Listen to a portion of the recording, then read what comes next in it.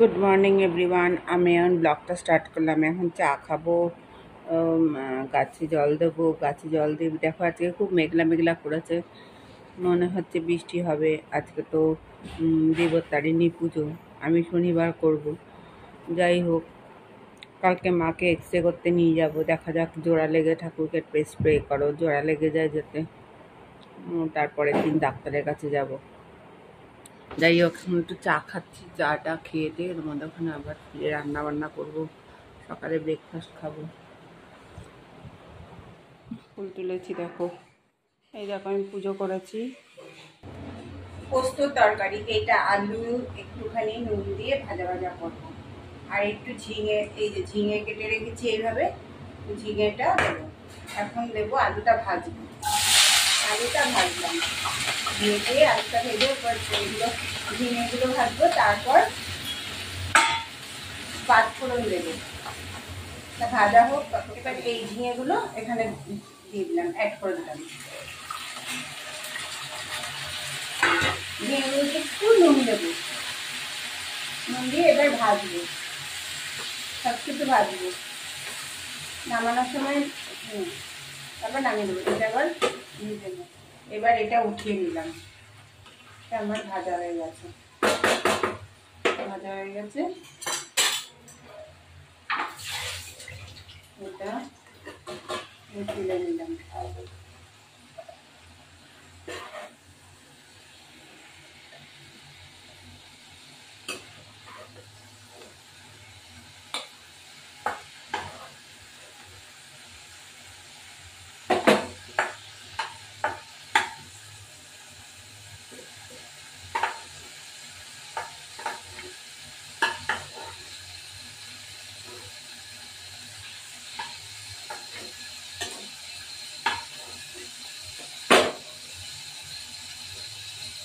এবার একটু পাঁচফোড়ন,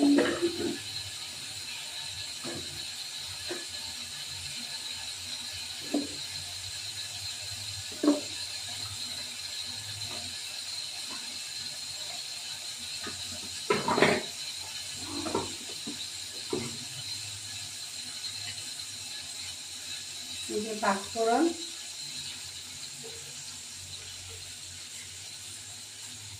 একটা শুকনো লঙ্কা,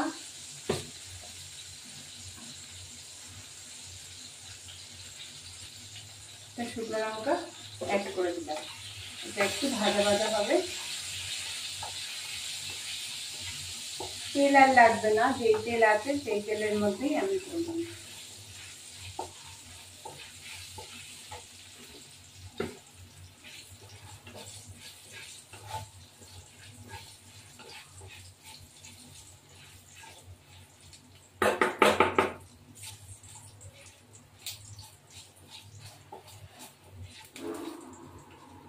ভাজা ভাজা হবে, তারপরে এটা মিশ্রণটা দিয়ে দিতে হবে।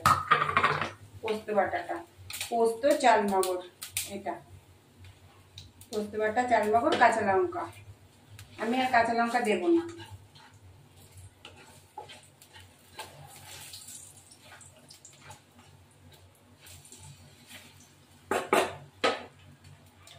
এবার এটা দিয়ে দিলাম,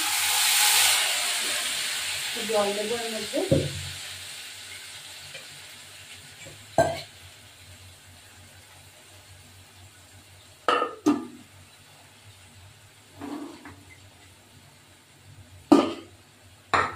দিয়ে এটা অ্যাড করে দিলাম।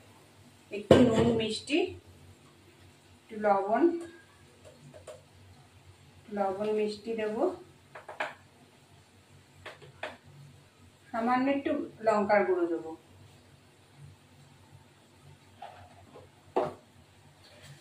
এই যে মিষ্টি, যেরকম মিষ্টি খায় সেরকম। এবার একটু লঙ্কার গুঁড়ো সামান্য, বেশি না, কালারের জন্য, এরকম। এবার একটু নাড়াচাড়া করতে হবে, তারপরে ঝিঙেটা দিয়ে দিতে হবে।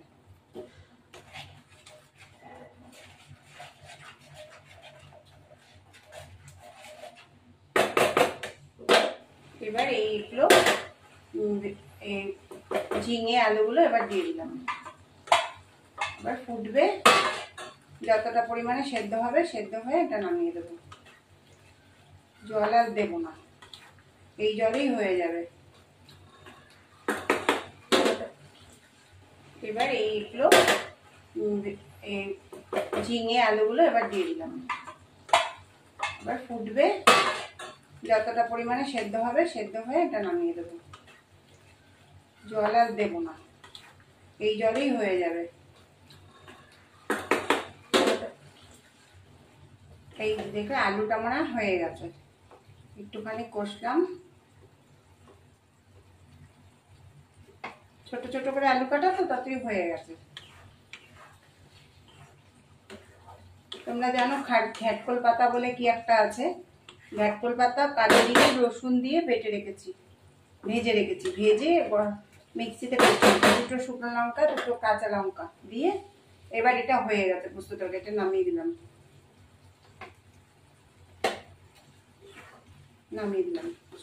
এরমই থাকবে।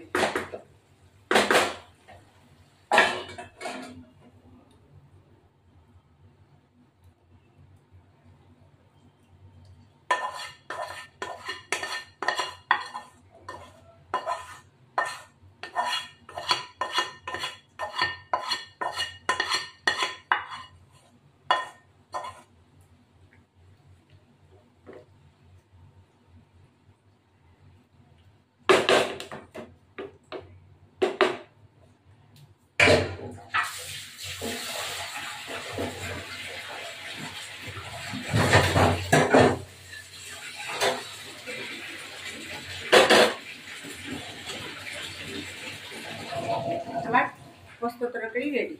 আমার ভিডিওটা ভালো লাগে লাইক শেয়ার সাবস্ক্রাইব করবেন, বেল আইকনটা টিপবেন, যাতে নতুন নতুন রেসিপিগুলো আপনাদের করতে পারি, দেখাতে পারি।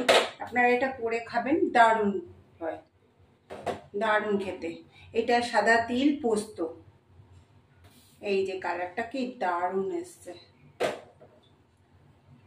এই যে ঘ্যাটকল পাতা, একটু তেল দিলাম, সামান্য তেল দিলাম। ঘ্যাটকল পাতা মানে যেটাকে বলে ঘাটকল পাতা, ঘাটকল পাতা। আর রসুন কাঁচা লঙ্কা কালো জিরে দিয়ে ভেজে নিয়েছি, তারপরে মিক্সিতে পেস্ট করে এই এসছে। এখন এটা দিয়ে দিলাম, এটা খুব সুন্দর লাগে খেতে। আপনাদের পটলের যে খোসা বাটা ওটাও খাওয়াবো, দেখাবো, এটাও খুব সুন্দর রেসিপি হয়। এটা ঘ্যাটকল পাতা, ঘ্যাটকল পাতা এটা সুন্দর হয়। এটা যদি চিংড়ি মাছ বেটেও দেওয়া হয় আরো ভালো। আমি চিংড়ি মাছ দিইনি, নিরামিষ করছি। একটু নুন হলুদ দিয়ে ভাজবো।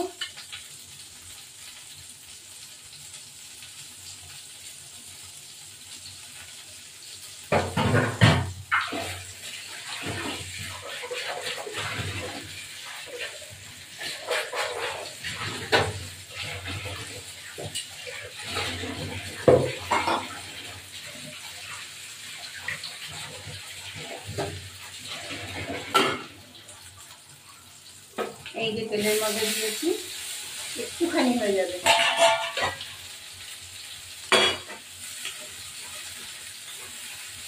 একটুখানি হয়ে যাবে। সব আগে নুন দেওয়া হলুদ দেওয়া সব রয়েছে, মিষ্টি দেওয়া সবই দেওয়া রয়েছে, শুধু একটু ভাজবো, ভেজে একটুখানি হয়ে যাবে।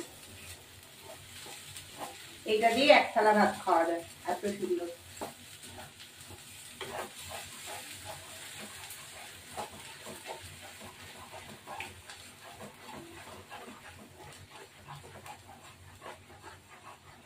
এখন আমি পুজো দেব, পুজো দিয়ে খাইনি, একটু আমার বেলা হয়ে গেছে, তারপরে খাবো।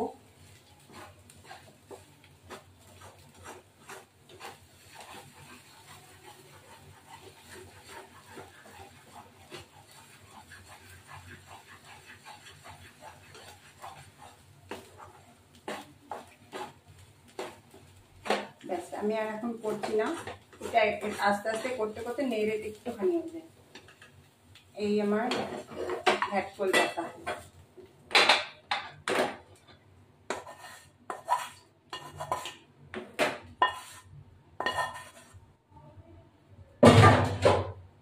আপনারা ঘ্যাটকল পাতা করে ট্রাই করে দেখবেন যে খুব ভালো লাগে,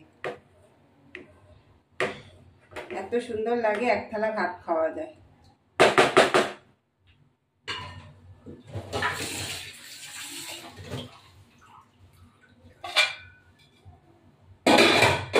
এই আমার ঘ্যাটকল পাতা রেডি। এই যে আমাদের রান্না হয়েছে ভাত, ঢেঁড়স ভাজা, শাক ভাজা, পাতা বাটা, টক ডাল একটু, তারপরে এই ঝিঙে পোস্ত, এই যে আমাদের শাক করে রান্না হয়েছে। এখন খেতে বসবো। এই যে আমি খেতে বসেছি, শাক ভাজা, বাটা, ঢেঁড়স ভাজা, এই যে খেতে বসেছি, খেয়ে নিই।